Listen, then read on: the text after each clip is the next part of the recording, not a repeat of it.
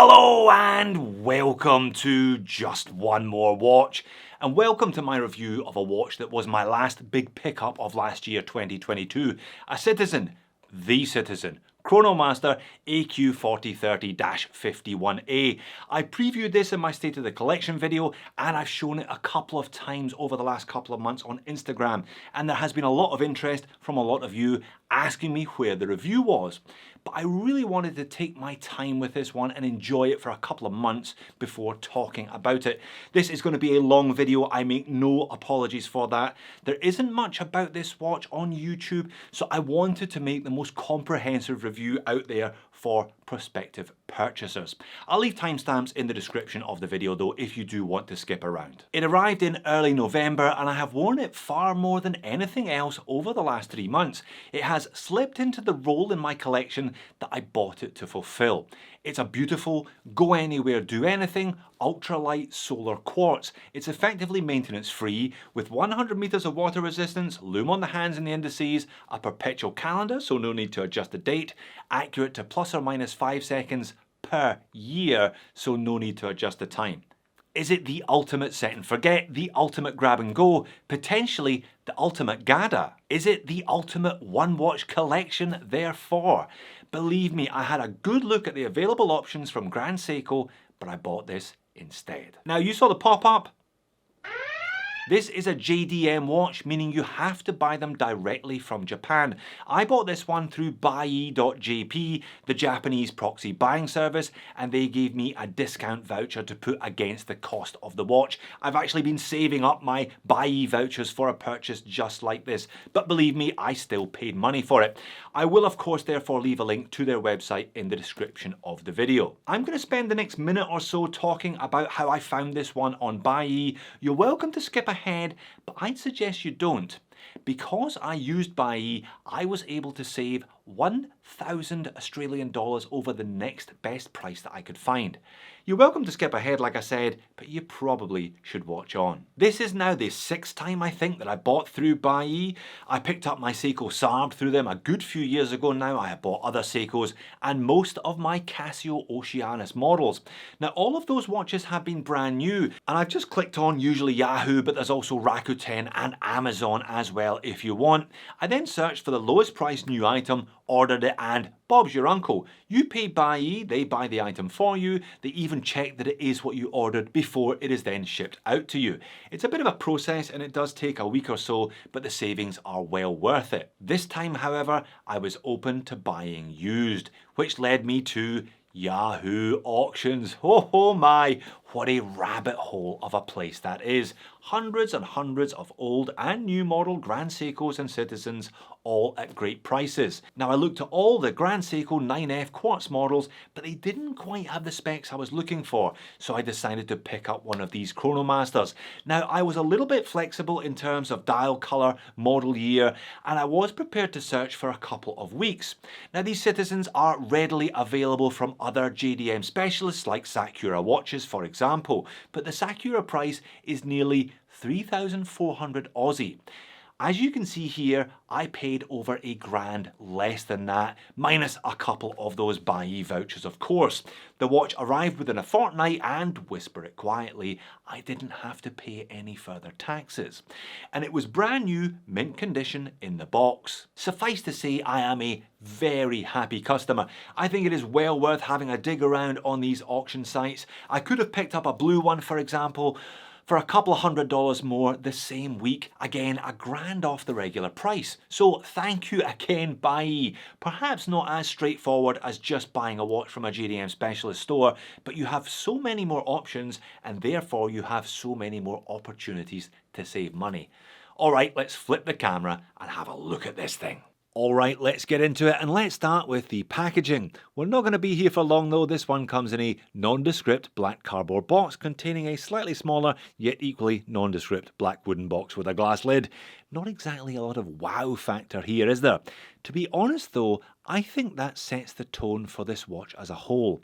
From arm's length, it's not particularly wow, it's not particularly in your face, but it does exactly what it's supposed to do in a really understated and unassuming manner. The wow comes when you look at this one in more detail. Now in Japan, these are sold with 10-year warranties, which shows you the confidence that Citizen have in them. Outside of Japan, we are unfortunately stuck with a 1-year international warranty and it's returned to base, so not ideal. But that is one of the few ever-present negatives of buying JDM. AQ4030-51A is the model number, featuring the A060 movement. Now I've got this one set up quite loose so I can wear it 24/7. That still leaves me with 2 full links and 1 half link spare. There is no micro adjustment today, so those half links are really important for getting a good fit. And like I said, from arm's length it looks nice if a little bit unspectacular. This model also comes in black dial and blue dial variants. Random Rob recently looked at the blue one. I urge you to check out his video after this one. He was very impressed by it. No wonder, it's stunning. That rich blue colour adds another element to the design. Me, I have plenty of black watches and I just don't do blue, so I went for the white dial instead. When you get closer to this watch, literally and figuratively I guess, when you wear it a bit, when you build up that relationship with it, and when you start to take in and appreciate some of the details, that's when this watch really begins to shine. That's when you realise that it is in fact something a bit special. In terms of sizing, this one is a classic 40-20. It's actually quite chunky in some respects, at least to look at anyway though. So 40mm in diameter, 12.5mm thick. You know, that is not super slim. Remember the Tudor 1926 at 9.5? Yeah, this is not that. Lug to lug though is a perfect 46.5. Lug width is 20, although I have no intention of ever taking this one off the superb bracelet. Sized up for me and my 7-inch wrist with those 2.5 links removed, it weighs in at 83 grams, so a full size all metal GADA JDM 83 grams. The crown screws down and it has 100 meters of water resistance, the go anywhere, do anything standard. And the case finish is sensational. Remember, this is titanium. I now know from my experience of Casio Oceanus over the last 2 years or so that the Japanese finish titanium better than the Swiss finish steel, quite frankly. Certainly for the same money anyway. And this one is just beautiful. Brushing is fine yet rich, polishing is perfect, and the transitions between the two are immaculate. I also know from experience that JDM watches tend to have better crystals than most Swiss watches for the same money. This has double dome sapphire with fantastic AR undercoating. Most of the time you can barely see the crystal. Definitely one of the top 5 I have reviewed. Oh yeah, so the 5mm crown is unsigned. More on that later. The pusher at the 2 o'clock helps set up the perpetual calendar. It also shows you the power reserve. I'll show you that later as well. The bracelet is just as beautifully finished as the case. Again, super fine brushing. You can tell it's titanium because it is slightly darker than steel, but it's far from that rough, raw, unfinished tie on something like a Tudor Pelagos, for example. There are decent sized gaps between the links, allowing your wrist to breathe and allowing a little bit of flex. The links are held together by screws. Now, you need to screw both sides at the same time, which is not an easy task. I recommend 2 good 1.2mm screwdrivers, a flat surface, and a cup of chamomile tea before you even think about sizing it.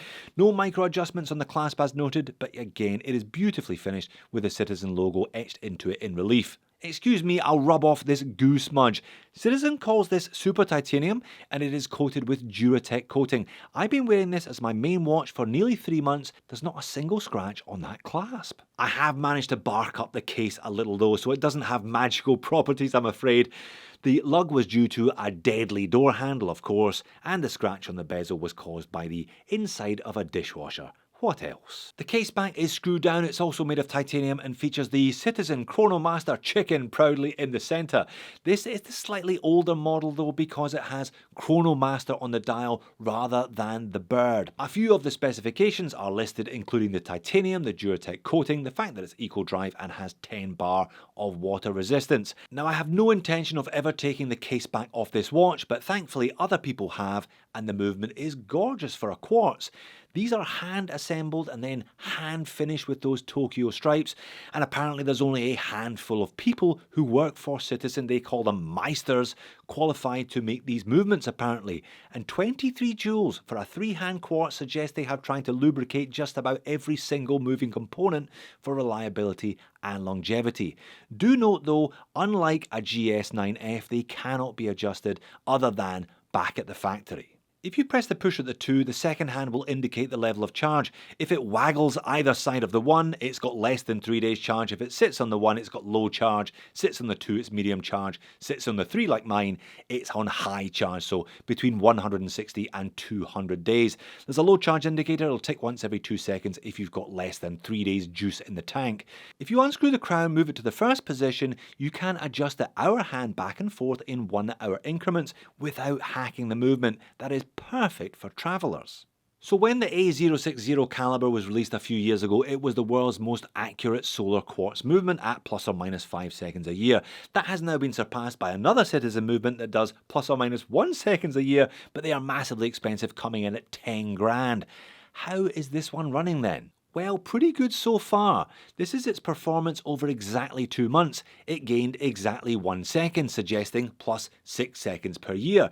Citizen do add a caveat that the watch should be worn for 12 hours a day to keep it within tolerances. I haven't done that, but I have worn it more often than not. I have now adjusted it again to be bang on to the second. It's so nice to be able to look at your watch and know that the time it displays is the actual time. To the second, the actual time. Now, I have spoken before about my admiration for the Grand Seiko 9F quartz, and I will more likely than not buy one of those at some point in the future, but they are undoubtedly technically inferior to the A060. They're only accurate to plus or minus 10 seconds per year as standard.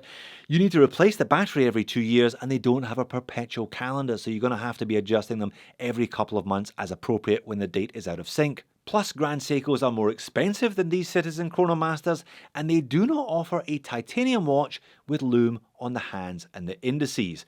I will happily admit though they have more brand cachet. These Citizen Chronomasters are still a bit under the radar in a way that Grand Seiko maybe was outside of Japan a decade ago, but is simply not in 2023. Anyway, back to the Citizen, back to the rest of the watch. Let's have a look at the dial and hands, but let's have a look at how it's constructed first. So we've already seen the movement and that photovoltaic purple layer. On top of that are further layers. First, washi paper, handmade Japanese paper. Every piece therefore is unique. On top of the paper is a clear layer of Perspex equivalent. The indices, date frame and logos are applied to that clear plastic layer. Then you can see the chapter ring sits on top of that, and then the crystal 1 layer beyond it. This allows Citizen to use the paper, which obviously allows the light to pass through to the photovoltaic cell underneath, but the clear plastic layer allows them to use applied indices and logos, etc.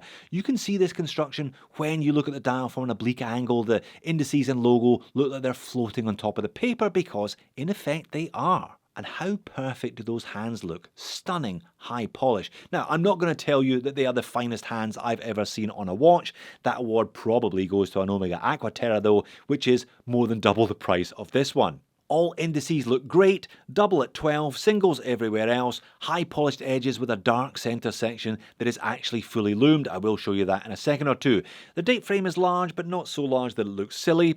As I said earlier on, I don't think this is a dial that makes you go wow. It's not flashy or showy, it's just really nicely done and there for the owner and the wearer to enjoy and appreciate. But I think it's on the wrist where this watch really shines brightest. The bracelet is just incredibly comfortable. The watch itself is so light and the case curves down to those lugs beautifully.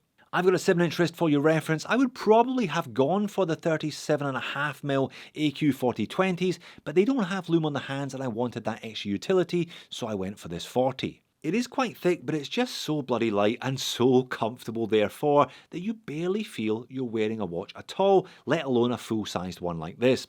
There is plenty of bling, plenty of surfaces that catch the light, whether it's the hands, the indices, the bezel, or the high-polished flanks, or the 2 high-polished sections in each bracelet link, but it never feels flashy, it feels just right. Now, I've got this one set up quite loose. That means I can wear the watch throughout the night when my wrist expands a little in the heat. As a consequence, that means it tends to slide below the knuckle during the day as well. The crown guards are nicely angled, the crown itself is small, there's just so little weight that it never digs in. And the pocket shot to finish, as you can see, it's sitting down there below the knuckle. It is quite formal, this one. It's quite dressy in some respects, but because it is quite plain at the same time. Too plain for some, I'm sure. I never feel it's out of place with shorts and t-shirts, which is just as well because I wear shorts and t-shirt every single day that it's not pissing down with rain, frankly. Alright, Moans and Niggles, I'm clearly in love, but love isn't blind. There's nothing fundamentally wrong here though. It's really just more a bit of a nitpick section today.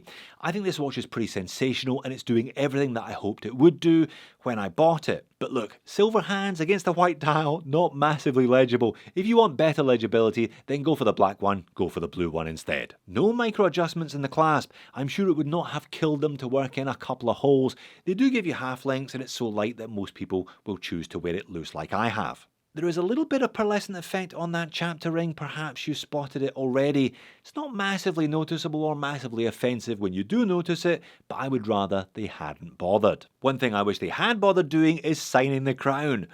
£2 for an unsigned crown. Who do you think you are? Seiko? But I bought it anyway, didn't I? The newer ones do have the chicken on the crown. It's a slightly smaller crown as well, so if this is an issue, then go for one of those instead. And those hands may be immaculately finished, but I can't help but think they could all have been 1mm longer. Do you see what I mean? They all just kind of float in no man's land, their sweeps not really aligning with the end of the indices or the chapter ring or anything.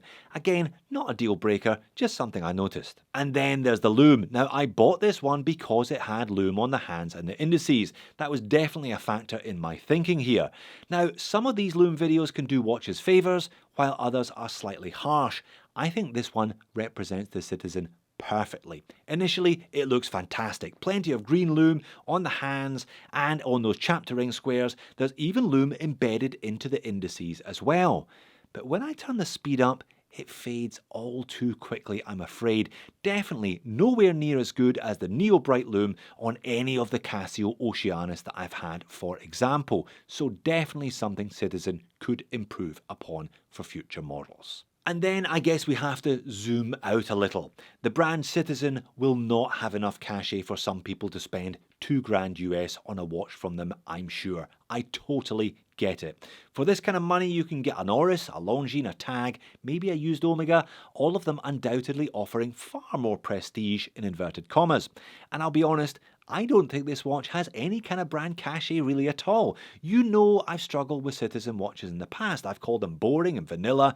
I've appreciated them for their value and their build quality, but I've sold every single one that I bought before this one. This one, however, is different. It is a technical tour de force for a contemporary quartz watch. It is exquisitely handcrafted and detailed. It is immaculately finished and it offers supreme reliability and longevity with effectively zero maintenance costs. Unless this breaks or ends up wildly out of spec, it'll never see service in my ownership. That was one of the major attractions for me, especially given that I own a bunch of premium autos already that will all require expensive services. And personally, I get a kick out of the fact that to the untrained eye, this will look like a $300 Citizen, just a regular quartz shopping mall offering. But to the trained eye, that's you and me by the way, we both know that this is just about as far from that as it is possible to go, both with the brand and with the art of watchmaking more generally. So there you have it. Not everyone's cup of tea, but I'm guessing that if you made it this far, you are at least open to the idea of this particular beverage. I love it. Sleeper luxury, ultimate GADA. Not a watch you buy to show off. I think it's a watch you buy knowing exactly what it does and why doing exactly what it does is going to work for you. And so far, it has been working very, very well for me. If you like premium quartz, why not check out a Grand Seiko with the famous 9F caliber, or what is still the most expensive watch I have ever bought, the Breitling Aerospace. Thanks for watching this one. I hope to see you all again in a future video.